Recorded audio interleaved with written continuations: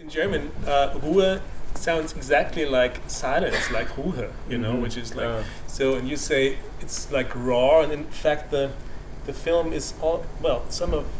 Most of the film is also about sound. Yes. You can put it like that. For example, the wonderful scene about the trees and the airplanes, and you can really feel the wind in the trees before or after the airplanes arrive. Can you tell me how you record the sound? Do you still use the same equipment as you did with your 16mm films when you work on HD video? No, when I used 16 equipment, I used a Nagra, which was the standard of the industry, a reel-to-reel tape recorder, quarter-inch tape. It could do 15 minutes at a time, and you'd have to change tapes, so that wouldn't really work with the new equipment. With film, it's fine because the longest magazine I could use was 11 minutes, so I'd always have more than enough sound to record and sync. But I bought a digital recorder, a Sound Devices recorder it's called, and with 2 inputs with 2 mics that one above the other, and one's a cardioid shape, heart-shaped, and the other one's more of a shotgun. And the 2 are set up so they're out of phase, and they create a kind of false stereo. I don't know how it actually works, but they're very expensive mics. And then I also bought a very good mic that goes into the camera, so the camera records in sync, and the sound devices will run at the same speed. So I just need to make a clap at the beginning. It doesn't have to be in the picture, because I can just match up the beeps from both of those different sources. And then I bring them into Pro Tools and I play with the sound there. Can everybody understand? Otherwise, we will still wait for the technique. Wonderful. This film is so much about painting. I mean, it begins with the expressionist graphic structure of this tunnel and this lighting of the tunnel. And then it evolves, into this wonderful scene with the man erasing this graffiti on the wall. It's almost like Robert Rauschenberg erasing a de Kooning painting. And then we have this painterly climax of the chimney. Is that an approach to the film? Well, like I said, it was my first digital experience, and I had to really learn how that camera accepts light, and coincidentally it loves the light around Duisburg, because when I shot it was always very low contrast light and cloudy, and so I was lucky because I had no idea how this camera accepts light, and every time I filmed it, the camera had the kind of light that it liked. It wasn't until I got back to the States and I started to film in harsh sunlight that I saw how difficult it was. So, in a sense, I was very, very lucky to get what I got. The length of the takes is not determined by some concept that you had beforehand. It was determined by the structure of the film itself. Yeah, pretty much so. I mean, I shot. I had access to 2 different steel mills, and I shot a lot of things inside the steel mills. I shot at one of the container docks along the river. So I had a lot of material, and then in the end I decided to make it very minimal and really wanted to make a strong portrait with a few amount of shots, so that you would get the sense of place in each shot. And since I didn't know those places well, I let each of those shots were made for 2 hours or more, and then I chose a part of it that I liked. But there was no manipulation about the speed or about the color code? No, there's those slight manipulation always when one makes a frame, and what you put in the frame and what's outside of the frame. And with digital, one can control the situation much more than an analog. So in the tunnel scene, I erase the colors of the cars I didn't like. I just took them out, which is very simple to do with digital technology. One aspect of your work that we haven't talked about is the political reading to many of your films, because it's about, a landscape can also be determined by technology, by pollution, by the way people inhabit it. So speaking about the Ruhr area, this is of course not separable from the economical history of this area. So what did you want to point out? Well, like I said earlier, it's as much a film about Milwaukee as it is about the area around Duisburg, and I grew up in a lower middle class, working class family, and the poor blacks and poor whites were kind of fought, you teamed against each other because they were looking for the same jobs. So there was great prejudice between those two groups.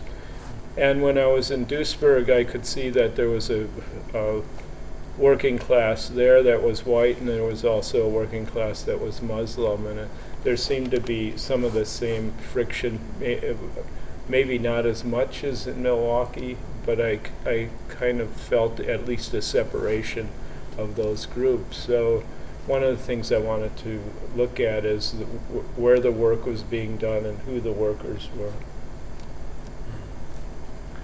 So this is how you came about the scene that takes place in the mosque? Yes. Yeah.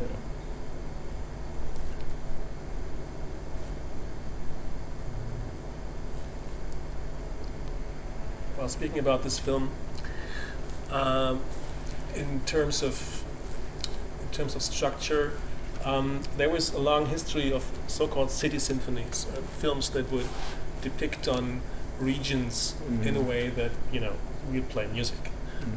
Dating back to Walter Ruttmann's Symphony of a City. I wonder if this is a temptation or also a no-go area for a filmmaker, that a film could be consumed like some traditional piece of music or art form. Is this something that comes to your mind? This could be too easily be consumable like a city symphony. Well, I don't think I make films that are easily consumable. They really are quite a bit of hard work, and it asks the audience to be very proactive and to actually work hard during a shot. But it also, the shot's long enough that you might not have that kind of discipline, and you may start thinking about your own lives or what you have to do tomorrow. And that somehow becomes part of the film too, and I'm very aware of that.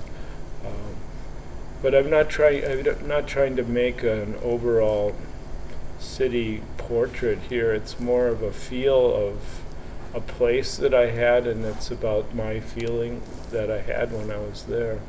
I also reference things that I'm interested in. The wall that you say is the graffiti being removed is a large sculpture of steel by Richard Serra. So that goes, I don't know, 70 meters above the frame. So in a sense, there's a cutoff and an off-screen space if you know what that sculpture is. And here this graffiti is being removed off of this art, and it's the question of what is art and who gets to make art, and then what is that gesture of putting graffiti on there. And some of it I found to be very beautiful, but it's this conflict of this kind of important art and then art that really is about communicating in another way. And I like what that whole scene implicates. Is it the Serra piece that used to be in front of the Bochum railway station and they removed it? No, this was built. It's on top of a coal mine that's been flattened at the top, and it's has a kind of surface that's curved that reminds me kind of the curvature of the Earth, and the whole top is you can see remnants of bits of coal, and they keep the whole top clean of any kind of weeds. And then around, it's a brim that rises quite high out of the regular landscape, and then they landscape the outside of that with walkways and trees that go up. So it's actually a quite marvelous place. And in the springtime, the yellow flowers grow on the top where they don't want those. So after they're there for a while, they remove those too, just like the graffiti. And those yellow flowers are seeds that come on the ore boats from Africa. So the iron ore that's made to use steel to build the Serra sculpture, which was the steel was made in the Duisburg area. Those ore boats brought about these seeds that bring these flowers that kind of attack the space, which I found really interesting. Of course, it isn't in the film, but it's something that I think about when I watch the film. I like this. I mean, that it reminded me of the Robert Rauschenberg work when he bought de Kooning gave him a drawing that he could erase. That's an essential work of minimalism, and it became another artwork just by being erased. So it's exactly what happens here. On the other hand, since Sarah's work is it's very prominently featured in many regions here in Germany, and there was a time in the late 60s, early 70s when people would consider this work so important that people would actually have to see it every day on their way to the railway station. And this is, of course, a little bit over-educative, if I may put it like that. If you want a work to be seen by everybody, and of course, people were not ready to accept the Serra. Serra built the tilted arc in Lower Manhattan in front of a federal building with federal workers, and without, I don't know who commissioned it, but whoever commissioned that tilted arc never did a study with the workers if they would want this arc there or not. And the grounds that it was built on was the pathways that the workers would take to get to the subway. So they had to walk around it, and it was also a courtyard that they would use to picnic on during their lunch hour and that all. And so they were somewhat displeased with the arc. So you have this connection of a commissioned artwork that's built in the way of workers, and it's an interesting conflict, I think. And I remember when I was living in New York in the early 80s, and there was the workers brought a lawsuit against it to try to get it removed, and Richard Serra was trying to get artists to speak up for that this was site specific, it can't be removed.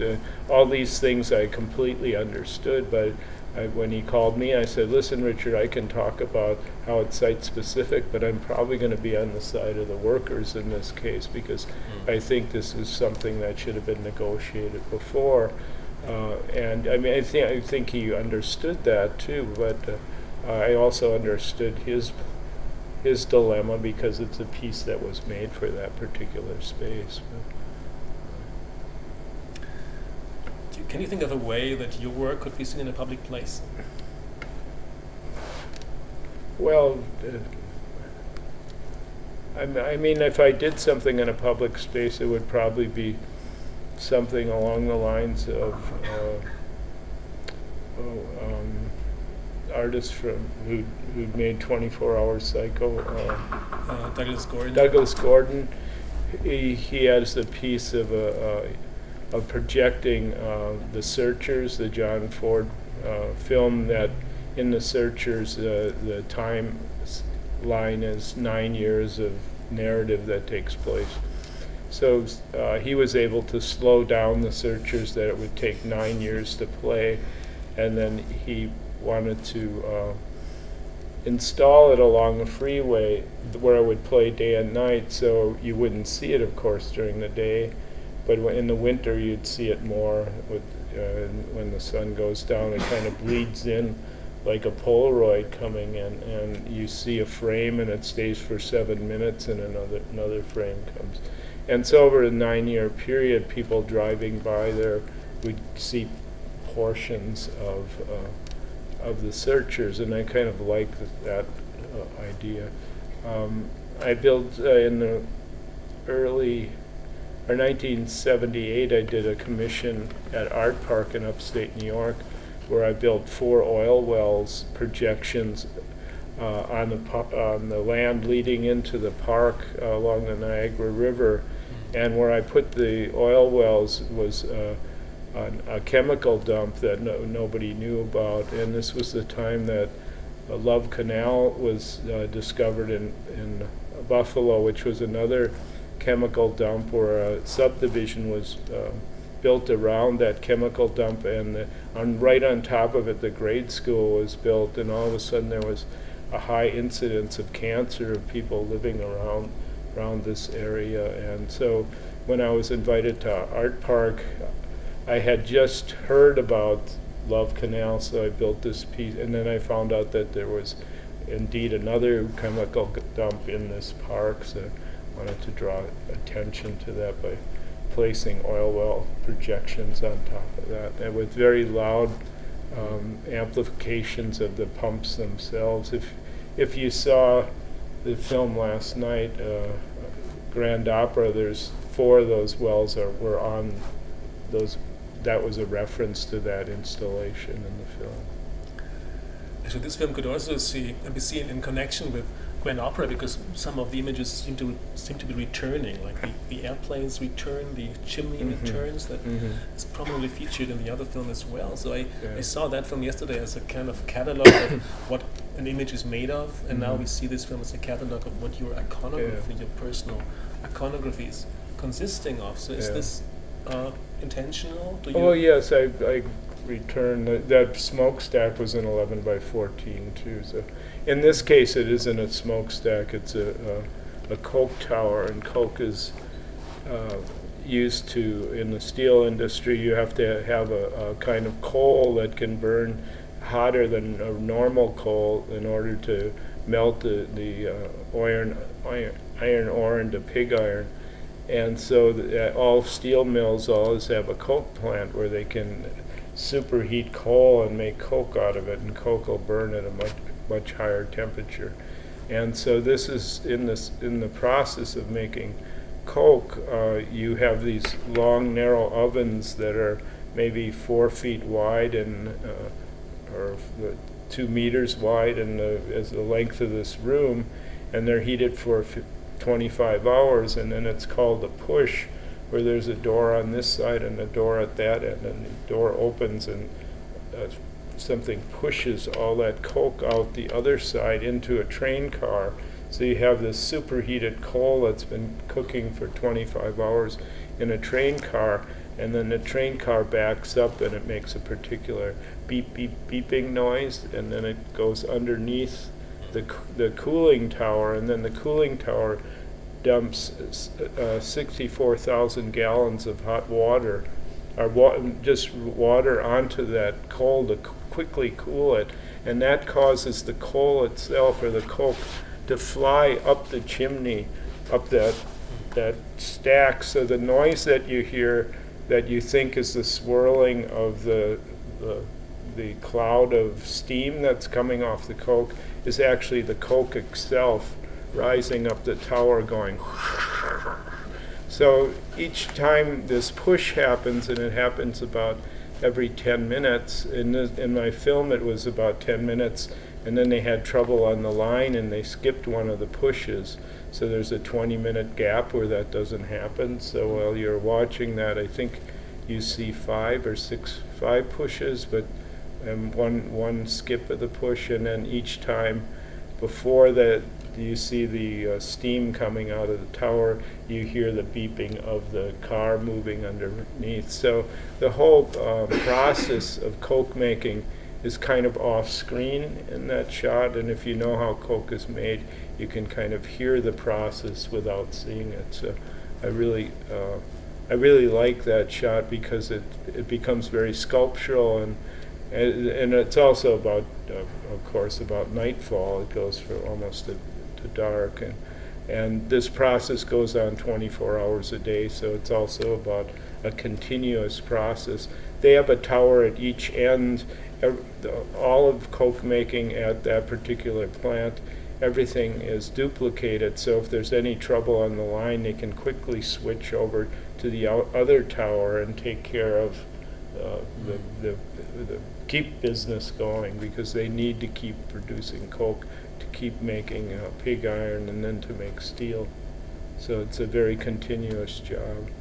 And in the film you see the very end of the job where they're squeezing out the steel into long bars, and those long bars get picked up and they come like this, and then they go around and they come around this way, and by the time they're in the front they've lost enough temperature that they're not glowing red anymore. So those bars that you see here that go this way and then come that way are the same bars, although you don't see. Maybe the first ones that happen here are the last ones to come into frame when they're cooler. So you're seeing both the beginning and end process of the end of making steel, and they just squeeze that stuff out like toothpaste and then cut it off like sausage, So that's what's happening in that. Did you work in such a place? No, I spent a lot of time there, though, learning about the whole process, because I was interested in. I mean, there was some steel making in Milwaukee, and I had filmed at U.S. Steel in Gary, Indiana, a number of times without permission, and the last time with permission that I was there. So I knew the process somewhat when I went to Duisburg.